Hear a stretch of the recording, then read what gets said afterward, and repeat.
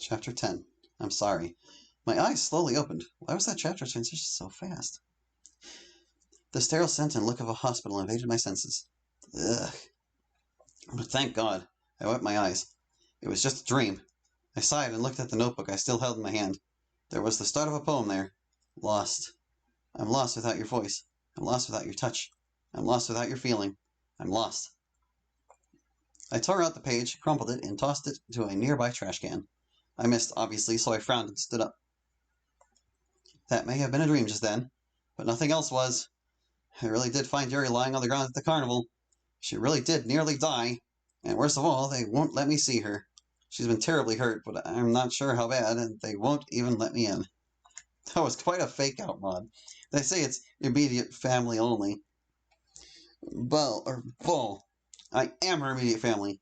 She's the love of my life. Surely that accounts for something. Or accounts for something? Yeah, whatever. But I can't put up a fight. I picked up the piece of paper and threw it away. I'm in a hospital. This is the exact wrong place to start flipping out. So, I asked myself, what the hell am I supposed to do? Just sit around? Sit around jerking myself off while I wait to know whether or not my girlfriend has to have her arm amputated? Or how many more surgeries she's going to be undergoing? I kicked my chair before I sat down. Why would they do surgery for a slit wrist? This is torture. The girls have all come to visit, but they were all shunned by the doctors too. And while it was nice to have them here, they were all very loving and supportive. They eventually had to go home. They all have parents, so they all have curfews. But I promised I would tell them when we could visit Yuri. But all that Jack brings us back to square one, rather. Killing time. Please just give me some good news. Hey Yuri, I brought something you might like. I pulled out some tea packets from my backpack and 2 red Solo cups. We're going to have to drink it cold, but hopefully that's not too gross. I filled the cups with water from the sink, opened the packages, and put the bags in. I grabbed a plastic spoon and stirred it a bit. Sugar? I asked. When I heard nothing back, I sighed. What am I doing? I poured out one of the cups and chucked both bags. I sat back down next to Yuri's bedside and took a sip of my gross tea water. I massaged my nose and pulled out another thing I had brought with me. 2 needles and some yarn. After a deep breath, I began to carefully knit. It was going to be a scarf. Something for Yuri to wear when she's fully recovered. To return the favor, I guess. From when she knit me this sweater. One that I rubbed the material on my sweater and my vision clouded up again. For what felt like the millionth time in only a few days. Damn it, come on. I rubbed my eyes fruitlessly. No more crying, damn it. I needed to be strong. But I also needed to find a way to distract myself. The knitting needles and the tea were supposed to do that, but the tea is cold and I can't knit. I dropped the needles on the floor and held my head in my hands. Afterwards, I began to cry. Major head trauma, they said. Oh, okay, that's different, yeah. Along with severe loss of blood. They said it in more scientific terms than that, but that was the general gist. The doctor said it was a miracle that she was able to get here in time. A minute more and she would have been toast. She needed a lot done, and fast. The most recent one was nearly the 3rd surgery Yuri had undergone. But according to the doctor, it was the final one. She would be fine. But that wasn't why I was crying. I was crying because that should be me in there, damn it! I clenched my fists and practically wailed. I should be suffering, not you! Yeah, I felt terrible. I was happy to have heard the news of her living, but all it did was enforce more bad thoughts into my head. Her living even being called into question was quite the reality check. This was a real problem. One that I couldn't solve. And I felt so helpless. I should have been able to solve it. But I couldn't. And I didn't. I should have charged my phone. I should have gotten a new one. Fuck, I'm sorry. I'm sorry I'm such a failure. All you've been is such a sweetheart. You've been so perfect to me. She was everything I'd hoped for. She was the love of my life, plain and simple. Never once did I question the relationship we had. But how many times has she? Face it, Hallie. You're a loser. You're not a knight in shining armor. You're not cool. You're not handsome. You're just some dumb kid. In an effort to make yourself cool, you replicate the hair of someone who is cool. But it doesn't work. Why would it? You can't put lipstick on a pig, as they say. Oh, you know what? I chuckled. You probably did what I did. It would be ironic. Sad, but ironic. Yuri started dating me because she wanted a boyfriend. Is this how Monica feels? Sure feels terrible. I grabbed Yuri's hand. Cold. I love you. Isn't it kind of a really bad sign that her hand would be cold? But you shouldn't love me back. I couldn't help you. I couldn't shoulder your burdens. What kind of boyfriend? Hello? Oh my gosh, Yuri, said someone. A female voice spoke and then rushed to Yuri, completely ignoring me. Excuse me? I asked, and she turned to me. Yuri's sister? Whoa. Who are you? Do you know Yuri? I'm her boyfriend. Are you her, No, I am not her mother. Just her aunt and legal guardian. But I'm told I have her eyes. She certainly did. I smiled briefly. She inhaled. Do you know when she's going to wake up? I heard what happened to her. Something about a suicide attempt. I winced. Oh gosh. She didn't try to kill herself. I know that. She wouldn't. Oh, thank goodness. But all I know is that she's sustained a pretty bad cut to her left wrist artery, along with a pretty severe head injury. The doctors say it's a very low chance that she doesn't need physical therapy. It sounded like a robot. Oh, baby. She leaned over and gave Yuri a kiss on the forehead. I watched as the blue-haired woman inspected Yuri. From her scarred arms to her bandaged head, she sniffled. Sorry. She spoke up, catching my attention. I see her like my daughter, you know? She wiped her eyes and turned to me. I mean, as soon as I heard my niece was in the hospital, I dropped everything to catch a flight back here. I am horrifically jet-lagged. But that's beside the point. It's good that she has someone like you. Why's that? She, told me about her parents. Oh, yes. Well, I'm glad she was close enough to you to tell you about that. I exhaled. Yeah, well, look where that got her. What? Don't worry about it. I looked down at my feet and massaged my forehead. Hey, kid. What? I was still looking at the floor. Don't beat yourself up. You couldn't have possibly known it was going to be like this. I looked back up at her. But something you do know is that she loves you. How would you know? She was probably just faking it. Are you serious? She never hurts or shuts up about you. My eyes widened. Sorry. She loves you, okay? Just trust me on that. All right. I'll trust you. You can just call me Yuka. Okay, Yuka-chan. Wouldn't she be much older than you? She giggled. A few hours had passed since then. The sun should be setting soon. Yuka left, saying she wanted to get some sleep after a long flight. She was going to be back tomorrow or something. That's okay.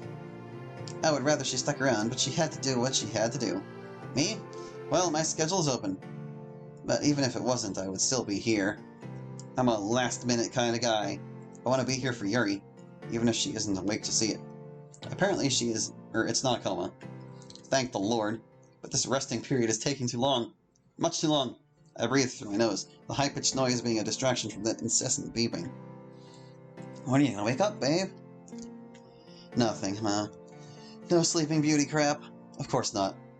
Why would that be the solution? I rubbed my forehead. I just didn't know what to do. Part of me was scared that she wouldn't wake up. But that was ridiculous. She's just sleeping off the anesthesia. Right? Why then? Why is she still asleep? The doctor said it would take longer than normal for her to wake up. Some bullcrap with head trauma and severe loss of blood. She needs a lot of rest, they said. How much rest, huh? How much? My thoughts were interrupted by a voiceover in intercom. Visiting hours for patients in the East Wing are going to be ending in 5 minutes. We'll be opening the hours once more at 7 a.m. tomorrow morning. Thank you. I rubbed my eyes. I guess I have to come back tomorrow. I stood up and things began to feel fuzzy, like television static. I walked out of the elevator into the hospital waiting room. Have a good day, sir. I waved to a brick wall. I walked into a payphone. I grabbed it once I saw it was about to fall over. I stood it back up and stared at it, waiting for it to be fully balanced. Okay. Cool. I began walking once again, but stopped. I turned to face the phone. Worth a shot. I muttered and pulled out 2 coins. I put them in the machine and dialed the number I had put to memory. Ring. Ring. Ring. Hello? Hey, Dad. Oh, Hallie. What's up, kid?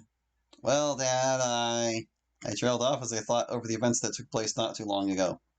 You see, I gripped the phone tightly and my hands shook slightly. A tear ran down my face. Dad, I just, Yuri, she, like a dam had, or like a dam had burst, rather. I began to cry to my father over the phone. Hey, buddy. Hey. His voice switched from tired to concerned parent nearly instantly. What's wrong? Why are you crying? I don't know what to do, Dad. What do you mean? My girlfriend, Yuri, she's in the hospital. Apparently she's sleeping off anesthesia, but it's taking way too long. Whoa, whoa, whoa. Slow down. Just start from the beginning, all right? All right. He took a deep breath. I know it's probably not going to be easy, but I'm here. I'm here and I'm listening. And I love you. Don't forget that, too. He chuckled. I smiled and sniffled. Thanks, Dad. So, what's this about a hospital? Well, Yuri got hurt. Badly. What happened? According to the doctors, she has major artery damage to her left wrist and severe head trauma. Or something like that. I can't remember every detail. Well, okay. Let's go one at a time. What happened to her head? Well, the witnesses say that she fell out of a portable toilet and onto some concrete. We were at a carnival and she what? I sniffled. She tried to call me, Dad. I said I would be there for her. She told me she was close. And my phone, it... Wait, close to what? Close to cutting herself, Dad! I looked around. All attention was drawn to me. Sorry. I waved my head and turned away. I didn't want to look at them. Excuse me? Cutting herself? Yuri, damn it. I promise this stays between me and you. Cross my heart. Okay. Yuri, I lowered my voice. She suffers from some pretty severe self-harm tendencies. Whoa, that's pretty heavy, boy. Yeah, right? I snorted, but it hurt more than anything. So I'm guessing that's what happened with her left wrist. I exhaled deeply. Yeah. The working theory is that she cut herself too deep in that bathroom, got weak, and fell out, hitting her head. And to go back to what I said earlier, she tried to call me before she cut. I said I would be there for her, and I wasn't. I just wasn't. You weren't there for her? When she was about to cut herself? Look, sometimes you can be a knucklehead, but that's unlike you. So what happened? Did she do it anyway, and you tried your best, but her issues were just that severe? Well, my phone, it died. My voice cracked. Your phone died? Wait, or what, while you were talking to her? Or did you not get any kind of call because it was dead? It died while I was talking to her. Yeesh. But what? Wait. Do you feel guilty about what happened? Well, of course. If I just charged my phone more, it wouldn't have happened. I had an alarm set, and I was supposed to wake up early, but I put my phone in a broken socket. My phone would have been able to charge more had I... You shut the hell up. My mouth shut tight. You shut the hell up right now. Your phone died, and that's why you feel guilty. Because your phone died and at an opportune time, you round it back and blame it on you not charging it enough. How stupid can you be? What did... No.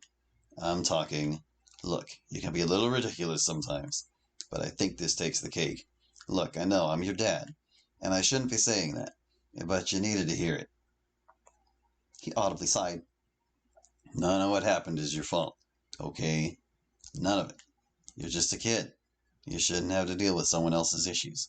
Even if you love her, all that self-harm stuff is for some doctor, not for some, 15-year-old kid? Dad, I'm almost 18. I know, Goober. Which is why you need to learn that you're too old for this crap. I mean, not old enough for this crap? Don't play the blame game. Oh, that part. Talk to her. Get her some real help. And if she doesn't want to, then you need to decide whether or not dating this girl is going to be fruitful. You can love her, but a relationship is a two-way street. The fact that you felt all of that about her situation just shows how much you care. Well, how much does she care? A lot, I would hope. Well, you're just going to have to see for yourself. I'm sure she loves you too. But you need to make sure you both love yourselves. You can't rely on other people all the time, you know. Yeah, I hear you. Do you get me? I get you. Do you need anything else? I thought this over. No, I think I'm good. I smiled softly. Good. I love you, boy. Love you too. Bye-bye. Bye-bye. Put the phone back on the box, hanging up the call. Boy, that was some tough love, wasn't it? I sighed, but smiled wider. Love you, Dad. Alright, well, I think that's actually a good... Well, might have time for one more scene. I opened up the door to Yuri's hospital room. It was the next day. She had moved slightly, and now had a book on her nightstand. Damn it! Damn it! Damn it! She woke up already. I wasn't there. Here, why do I... Don't play the blame game. I sighed again. I walked up to Yuri and slowly shook her awake. Hey, Yuri. Yuri. She slowly opened her eyes. She slowly stretched, but very clearly had a tough time moving her arm. Hello, Hallie. Her voice drooped. Yuri? I am glad you're here. What the hell was that? Well, of course. I'm glad you're okay. Sorry. It's probably so obvious, What's so obvious? I sweat dropped. That's not a good emotion. Well, according to the doctors, the part of my brain that's wired to pronounce, that it apparently was, screwed up when I fell. Geez, that took a lot out of you, didn't it? She nodded sadly. It's very unfortunate, but I'm very thankful to be alive. So am I, Yuri. I'm so thankful you're okay. That thing, that's nothing. We can get you to speech therapy or some crap like that. I'm just so glad that you're not dead. And We both said at the same time. I stopped talking. You first. I was hesitating. I held back. I'm too old for that crap. No, you. Okay. Look, Hallie, I am sorry. Huh? I mean, it was what I wanted to hear, but I still didn't expect it. I've just caused you so much trouble, and I didn't have any trouble with that, Em. I didn't want it to end up like this. Well, I'm not sure anybody did, Yuri, but it's okay. It is not okay. It is not okay. I'm sorry for yelling, but I need you to know how genuinely sorry I is. It would have been funny had it not been said for devastating reasons. Please, I thought about it a lot while I was recovering. In between surgeries. I want to try therapy. Not speech therapy, not physical therapy. Real therapy. Hallie, She looked away as a tear rolled down her face. Seeing where this was going, I leaned in and wrapped my arms around her. She gladly reciprocated the gesture and began to cry into my shoulder. God knows she needed to. I don't want to cut anymore. I never want to do it ever again. And I want to really try. My shoulder was being soaked, but I didn't mind. Try the best that I know that I can give. I can't rely on you only to help fix these issues. The son of a bitch, the speech impediment is ridiculous.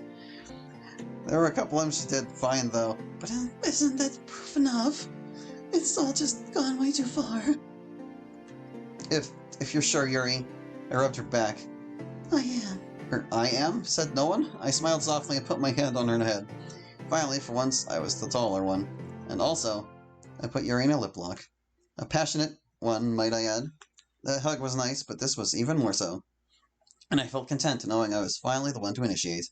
But that wasn't the only thing that made me feel content. Of course not.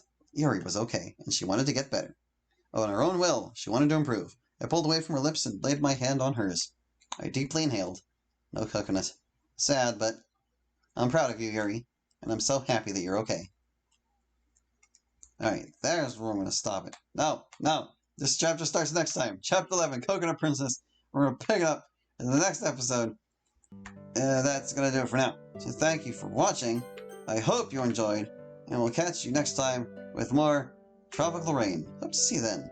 Bye-bye.